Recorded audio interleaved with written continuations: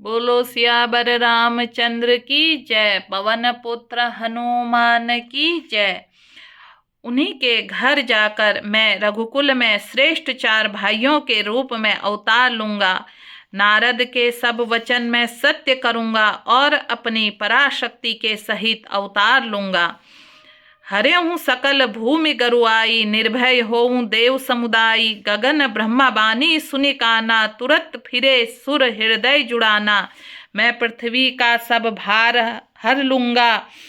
हे देव वृंद तुम निर्भय हो जाओ। आकाश में ब्रह्मा भगवान की वाणी को कान से सुनकर देवता तुरंत लौट गए, उनका हृदय शीतल हो गया।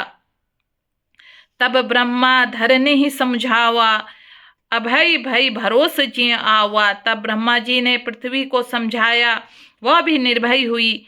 उसके जी में भरोसा और ढाढ़स आ गया।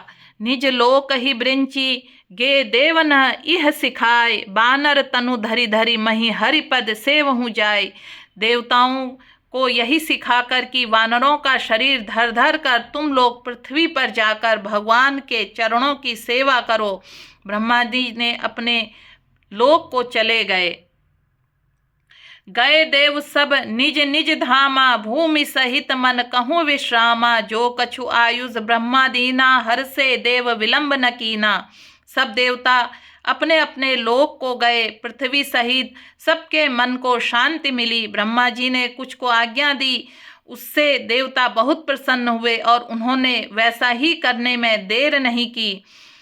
वनचर दे धरी छिति माही, अतुलित बल प्रताप तिन पाही। गिरि तरु नख आयुध सब बीरा, हरि मारग चित वही मति धीरा।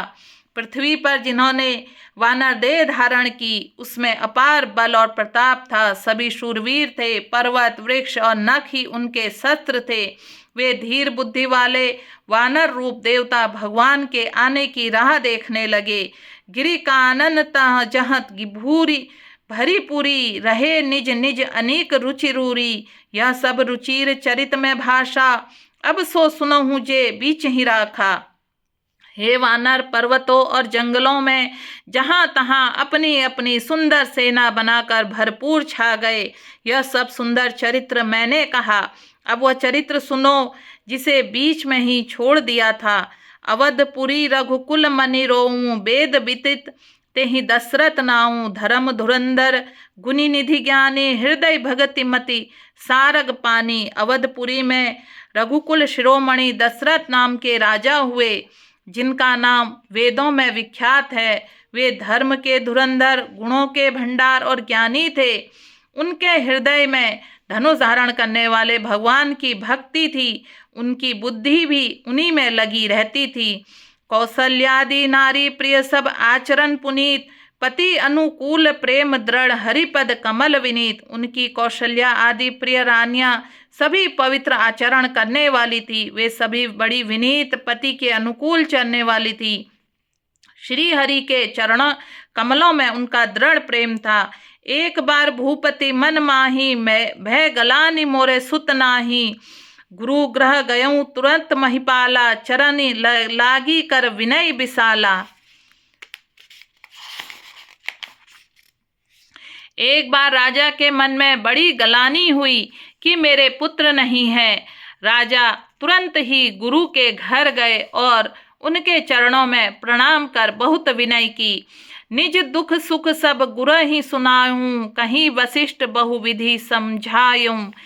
धरहु धीर हो ही सुतचारी, त्रिभुवन विदित भगत भयहारी। राजा ने अपना सारा दुख सुख गुरु को सुनाया।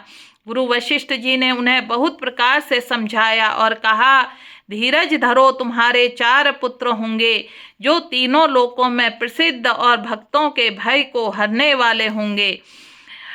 श्रृंगी ऋषि वशिष्ठ बुलावा, पुत्र काम शुभ यज्ञ करावा। भगति सहित मुनि आहुति दीने, प्रकटे अग्नि चरु कर लीने। वशिष्ठ जी ने श्रृंगी ऋषि को बुलवाया और उनसे शुभ पुत्र कामेष्टि यज्ञ कराया। मुनि की भक्ति सहित आहुतियां देने पर अग्निदेव हाथ में चरु हाविष्य खीर लिए प्रकट हुए और दशरथ जी से बोले, वशिष्ठ ने हृदय में जो कुछ विचार था, तुम्हारा वह सब काम सिद्ध हो गया। हे राजन, अब तुम जाकर इस हाविश, इस पायस को जिसको जैसा उचित हो वैसा भाग बनाकर बांट दो।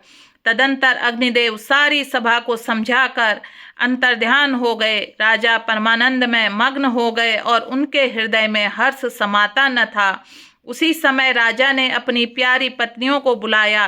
कौशल्या आदि सब रानियां वहां चली आई। राजा ने पायस का आधा भाग कौशल्या को दिया और शेष आधे को 2 भाग किए। वह उनमें से 1 भाग राजा ने कैकेयी को दिया। शेष जो बच रहा था उसको फिर 2 भाग किए। राजा ने उनको कौशल्या और कैकेयी के हाथ पर रखकर, अर्थात उनकी अनुमति लेकर, और इस प्रकार से उनका मन प्रसन्न करके सुमित्रा को दे दिया। इस प्रकार सब स्त्रियां गर्भवती हुई। वे हृदय में बहुत हर्षित हुई। उन्हें बड़ा सुख मिला। जिस दिन से श्री हरि लीला ही गर्भ में आए, सब लोकों में सुख और संपत्ति छा गई। शोभा, शील और तेज की खान बनी हुई थी। सब रानियां महल में सुशोभित हुई। इस प्रकार कुछ समय सुखपूर्वक बीता और वह अवसर आ गया जिसमें प्रभु प्रकट होना था।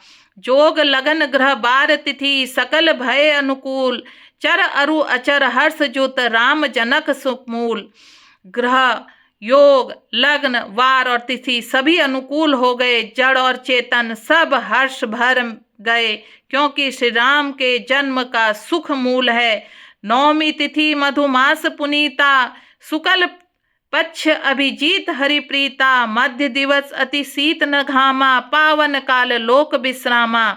पवित्र चैत्र का महीना था। नवमी की तिथि सी, शुक्ल पक्ष और भगवान का प्रिय अभिजीत मुहूर्त था।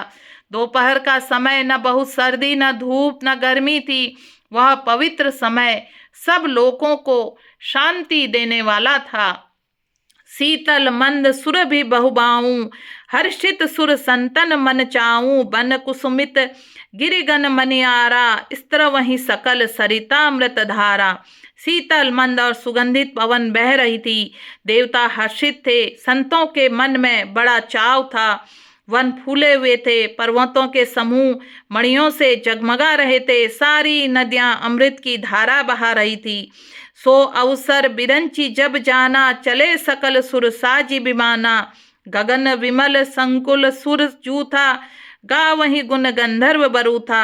जब ब्रह्मा जी व भगवान के प्रकट होने का अवसर जाना, तब उनके समेत सारे देवता विमान सजा सजा कर चले। निर्मल आकाश देवताओं के समूहों से भर गया। गंधर्वों के दल गुणों का गान करने लगे। प्रेम से बोलिए सियावर रामचंद्र की जय। पवन पुत्र हनुमान की जय।